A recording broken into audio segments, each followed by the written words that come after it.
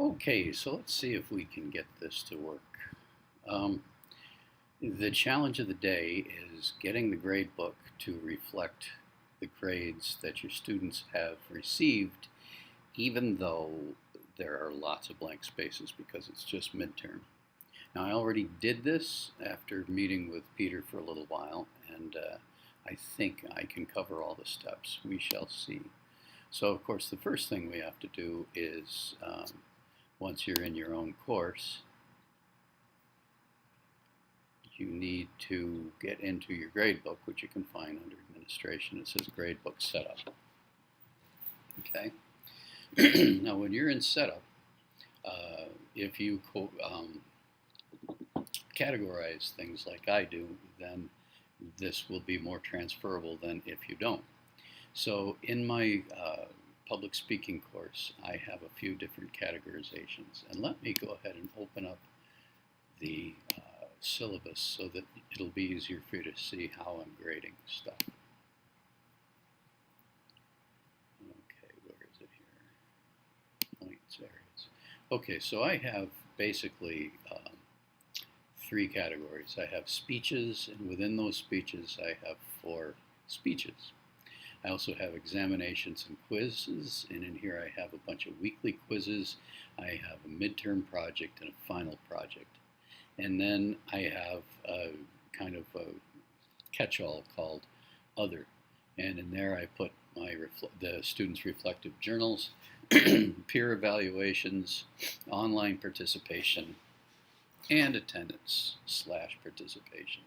Okay, online participation is specific to one particular night when I was out of town, so I gave them their class kind of in a hybrid online format. So now that you can kind of see my schema, this might make more sense. So the overall category is the class, Com 101, and within that I have a category for speeches. And then I've actually got categories for the different speeches because they involve handing in a couple different pieces. They do a proposal and a bibliography first, and then they actually hand in the outline. And in that outline, I have the rubric for their actual live presentation. So I score the rest of their grade there. So then if you get down to the bottom of this, you'll find that speeches total out 50% of their grade. Under there I have examination and quizzes, and then weekly quizzes here. And within that same category, as you saw in the syllabus, midterm, final, and then the other catch-all thing that we've already talked about. Okay, so what Peter explained to me was that at the category level, you need to convert. It usually is set up, well, the way I set this up with his guidance originally was that, let's see here, yeah, that I had exclude empty grades turned off. And I told the students, don't even pay any attention to the grade book because every empty grade is going to be appear as a 0, so you're not going to like your grade. So for midterms, I went through each category and I turned this on so that it would exclude empty grades. Okay, and I went back in. I'm not going to obviously change that because it's already the way I want it. But I went back in just to make sure that I had things covered. I checked like, okay, do I have to do that on the category of introduction speech? So I clicked on Edit, Show More, and yep, in that case, because it was a subcategory, I had to fix that as well. So I went through every one of these and checked. Now here's an actual assignment, and I thought, do I have to change anything here? I clicked on it because I couldn't remember what Peter had told me.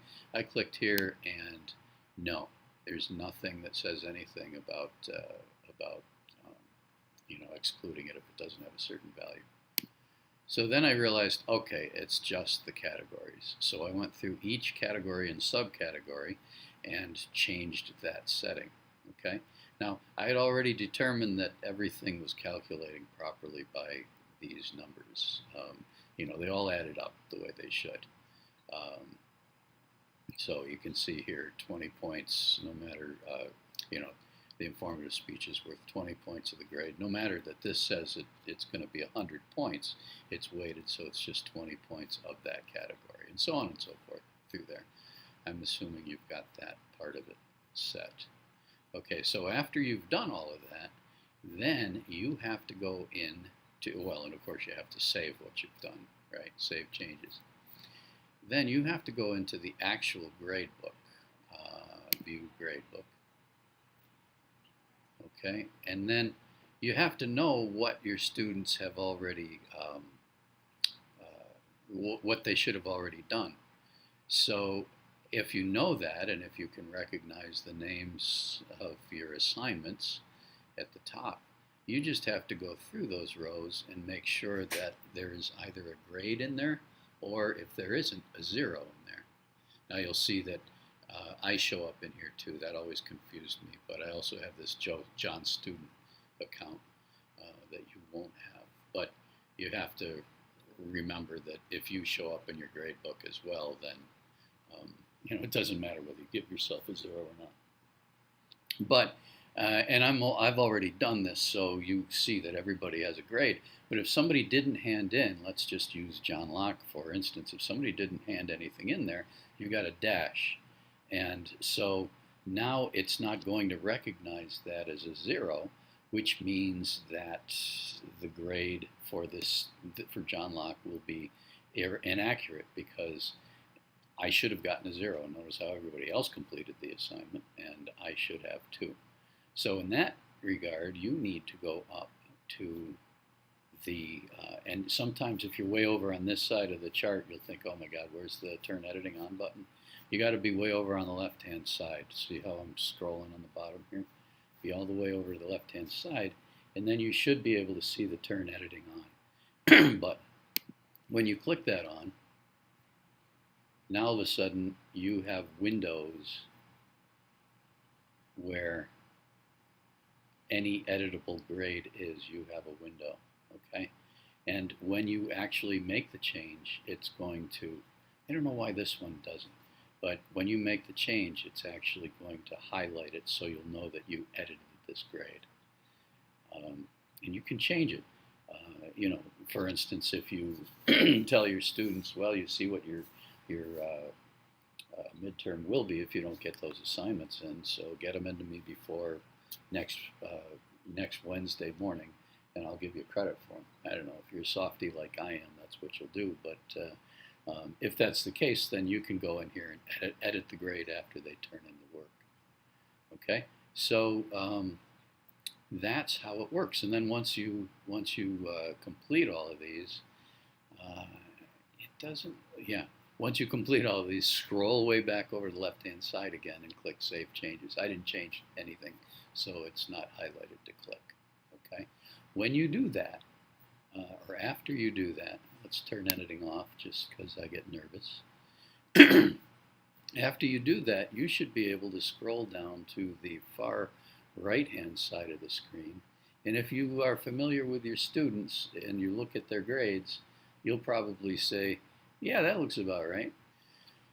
So it's kind of rewarding when you actually fix this and look at it and say, yep, that's what they deserve. And if there is in fact some glaring mistake that comes out, like a student who should be getting a 95 and they're getting a 25, well, you can go back through and kind of look and see where your issues may lie. So I think with that information, you can probably do what I did and be successful when it comes to turning in your midterm grades. If not, I will try to help you. Just send me an email again, and maybe we can, talk our way through it. And worst case scenario, Peter gets back next Monday. That is today's the 10th. He gets back next Monday, which is the 16th, and our grades have to be in, I think it said midnight, on Wednesday the 18th. So that'll give you a couple days, if you need it. But give this a shot because I think this will work for you. It worked for me, and the grade book is something that I'm not terribly competent or confident in my abilities to do. So if I made it through it, I'll bet you will too. So give me a call if you need me, and otherwise, good luck, and I hope you're enjoying this beautiful weather before we get our first blizzard. See ya.